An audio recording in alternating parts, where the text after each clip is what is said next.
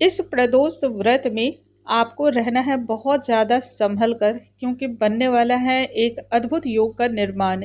इस योग की वजह से बहुत सारी ऐसी बाधाएं अपने आप निर्माण हो जाएंगी, अपने आप ही क्रिएट हो जाएंगी, जो आपकी मुसीबत का कारण बन सकती हैं। आज के इस वीडियो में उस योग के बारे में भी जानेंगे। पूजा की विधियां क्या रहने वाली हैं, पूजा का मुहूर्त क्या रहेगा, किस तिथि को और किस प्रकार से पूजा हमें संपन्न करने वाली है, क्योंकि अक्टूबर माह में पड़ने वाले प्रदोष व्रत यह सबसे अंतिम प्रदोष का व्रत है। तो इस अवसर को बिल्कुल हाथ से ना जाने दें। इस दिन यदि आप भगवान भोलेनाथ की पूजा अर्चना करते हैं तो शत्रुओं पर विजय की प्राप्ति होगी। इसके साथ ही यदि आपके कोई दुश्मन है जिससे आप बहुत ज़्यादा दुखी हो चुके हैं और लाख उपाय करने के बाद भी आप उनसे छुटकारा नहीं प्राप्त कर पा रहे हैं, तो उसका समाधान भी होगा। इसके साथ ही जानेंगे मनोकामना पूर्ति का एक अचूक उपाय, जो कि देखने में बहुत ही छोटा सरल है, लेकिन इसके फायदे अनगिनत हैं और बहुत ज़्यादा प्रभावशाली भी हैं। ओम नमो भगवते रुद्राय। नमस्कार दोस्तों, आज के इस वीडियो में हम बात करने वाले हैं प्रदोष व्रत की। अक्टूबर माह में पड़ने वाले यह सबसे अंतिम प्रदोष व्रत है। तो इसकी तिथि कब है? कहने का मतलब है कि अक्टूबर माह में पड़ने वाला यह प्रदोष का व्रत 26 अक्टूबर को पड़ेगा या फिर 27 अक्टूबर को, यह हम जानेंगे। इसके साथ ही पूजा का मुहूर्त क्या रहने वाला है और इस व्रत से आपको कौन कौन से फायदे होंगे, साथ ही विशेष उपाय। आइए वीडियो को हम स्टार्ट करते हैं। नमस्कार दोस्तों, कैसे हैं आप सभी? उम्मीद करती हूँ आप सभी स्वस्थ होंगे, सुरक्षित होंगे और आप सभी के उत्तम भविष्य की कामना करते हुए आज का ये वीडियो स्टार्ट करती हूँ। भगवान भोलेनाथ को प्रदोष का व्रत समर्पित किया जाता है। जिस प्रकार से भगवान नारायण को, श्री हरि नारायण को जो है एकादशी का व्रत समर्पित होता है, उसी प्रकार से प्रदोष का व्रत भी समर्पित होता है। प्रत्येक मनुष्य को जीवन में 2 व्रत का पालन तो अवश्य ही करना चाहिए, एक प्रदोष व्रत और दूसरा एकादशी का व्रत। मैं अपने हर वीडियो में लगभग यह बात जरूर बताती हूँ। भगवान भोलेनाथ भी कहते हैं जो मनुष्य इन 2 व्रतों का पालन करता है उसे सभी व्रतों को करने के बराबर पुण्य फल की प्राप्ति होती है।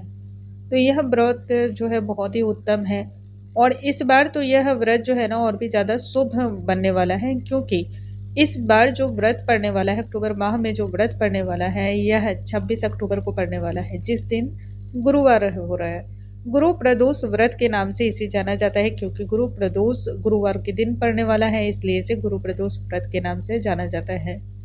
इस दिन ध्रुव योग का निर्माण बन रहा है। दोस्तों, ध्रुव योग होता क्या है? ध्रुव योग एक ऐसा योग का निर्माण होता है जब किसी जातक का, जब किसी व्यक्ति का इस योग में यदि जन्म हो जाता है, तब उस व्यक्ति की जो कल्पना शक्ति होती है वह काफी तीव्र होती है। ऐसे व्यक्ति बहुत ही धनी होते हैं, जीवन में कभी किसी प्रकार की कमी नहीं होती और यदि कोई समस्या आ भी जाती है तो तत्काल और स्वयं उसका निवारण भी हो जाता है। कहने का मतलब है किसी अन्य चीजों को उसके निमित्त करने की जरूरत नहीं पड़ती है। ऐसे लोग जो है वह बहुत ही कल्पना शक्ति में तीव्र तो होते ही हैं और इसके साथ ही उनकी जीवन शैली भी बहुत अद्भुत होती है। हर माह 2 प्रदोष के व्रत होते हैं, एक शुक्ल पक्ष में पड़ने वाले प्रदोष व्रत और एक कृष्ण पक्ष में पड़ने वाले प्रदोष व्रत। त्रयोदशी तिथि को प्रदोष का व्रत किया जाता है और भगवान शिव की पूजा अर्चना इस दौरान की जाती है। वैदिक पंचांग के अनुसार अश्विन माह के शुक्ल पक्ष की त्रयोदशी तिथि 26 अक्टूबर और दिन गुरुवार हो रही है, जो कि सुबह 9:44 पे ही शुरू हो जाएगी और इस तिथि यानी कि 27 अक्टूबर दिन शुक्रवार सुबह 6:56 तक ही इसका मान्य रहने वाला है।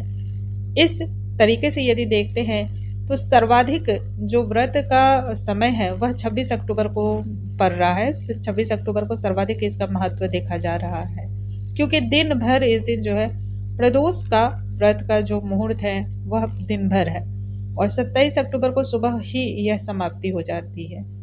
तो इसलिए जो है ना 26 अक्टूबर को ही हम सभी को व्रत रखना चाहिए। प्रदोष व्रत की पूजा का मुहूर्त जो है वह संध्या काल के समय है। संध्या काल पूजा की जो मुहूर्त है वह 5:41 से लेकर के रात्रि 8:15 तक है। इस मुहूर्त में ही आपको पूजा संपन्न कर लेनी चाहिए। भगवान शिव की जो पूजा अर्चना की जाती है उसके लिए सबसे ज़्यादा मुहूर्त यदि आप नहीं भी देख पाते हैं तब भी संध्या काल का समय उत्तम होता है। मुहूर्त ना भी देखना आए तो इस बात को आप ध्यान रख लें, जब गोधूली वेला होती है यानी कि जब संध्या बीतने को होती है और रात्रि शुरुआत होने को होती है, तब उनकी पूजा करना सर्वाधिक फलों को देने वाली मानी जाती है। 26 अक्टूबर के दिन ही व्याघात योग का भी निर्माण हो रहा है। इस योग की वजह से आपको थोड़ा सा संभल कर रहने की भी जरूरत है। इस योग की खासियत यह होती है कि आप जिस भी कार्य को करेंगे तो उसमें विघ्न किसी न किसी रूप में उत्पन्न होगा ही। इसका असर रात्रि तक है, 11:27 तक इस नक्षत्र का प्रभाव देखा जा सकेगा। इसलिए आप थोड़ा सा संभल करके किसी भी कार्य को करें। और चूंकि गुरु प्रदोष व्रत है तो इसलिए आपकी बहुत सारी चीजें ऐसी है ना जो स्वयं समाप्त भी हो जाएंगी, क्योंकि गुरुवार को पड़ने वाला प्रदोष का व्रत जो होता है वह दुश्मनों का पर विजय की प्राप्ति कराता है। जो भी आपके विरोधी हैं, शत्रु हैं, दुश्मन हैं, उन सभी पर यदि आप विजय हासिल करना चाहते हो तब आपको यह व्रत विशेष रूप से फलदायी होती है। अब हम जान लेते हैं पूजा की विधियां क्या होंगी। तो दोस्तों, इसके लिए सुबह ही स्नान इत्यादि से निवृत्त हो जाएं और सबसे पहले व्रत का संकल्प ले लें। आप चाहें तो मंदिर में भगवान भोलेनाथ के समक्ष भी व्रत का संकल्प ले सकते हैं, अथवा घर के पूजा स्थान पे भी आप बैठ करके व्रत का संकल्प ले सकते हैं। संध्या काल के समय जब आप पूजा अर्चना करने के लिए जाएं तब भगवान भोलेनाथ का विभिन्न तरीकों से अभिषेक करना चाहिए। जल, दूध, घी, शक्कर, पंचामृत, गन्ने का रस, आंवले का रस इत्यादि वगैरह जो भी चीजें होती हैं इनसे आपको अभिषेक करना है। उसके बाद भगवान भोलेनाथ का श्रृंगार करना है। अष्टगंध, चंदन, भांग, धतूरा इन सभी से आप भगवान भोलेनाथ का श्रृंगार करें, बेलपत्र अर्पण करें। इसके बाद भगवान भोलेनाथ के निमित्त आपको धूप और दीप का दान करना है।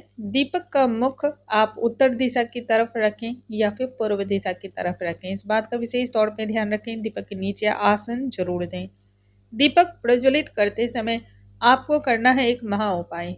दीपक में थोड़े से काले तिल डाल दें और दीपक आटे का लगाएं। यदि आप ऐसा करते हैं और दीपक प्रज्वलित करते समय अपनी कोई भी इच्छा आपको भगवान से प्रार्थना करते हुए उस समय बोलते हैं और तब दीपक प्रज्वलित करते हैं तो आपकी वह इच्छा बहुत जल्द पूर्ण होती है। उम्मीद है आज का यह वीडियो आप सभी को बहुत अधिक पसंद आया होगा। ऐसी और भी जानकारियों के लिए हमारे चैनल पे बने रहें। अगले वीडियो में नई जानकारी के साथ हम फिर से मिलेंगे, तब तक के लिए नमस्कार दोस्तों।